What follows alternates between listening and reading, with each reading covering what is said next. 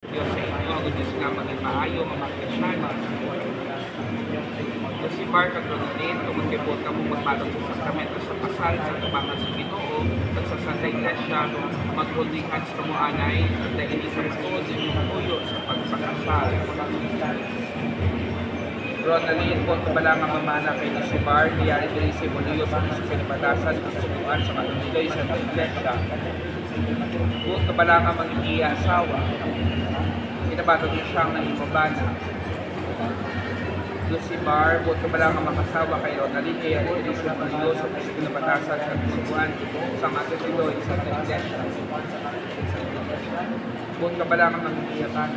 Buot ka ba lang ang pinabatog niya siyang nahimang asawa.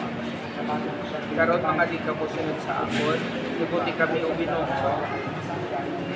nakutob karoon nga adlaw, maging isa kami sa tagipusoon hanggang sa kalag sa kalipay, ukod sa kasumo, sa kahamungayaan, ukod sa kaimulon, sa maayong lawas, ukod sa balatian, nakututugtog sa akong kamatayo.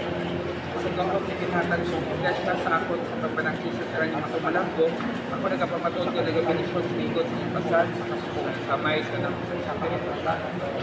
Amen.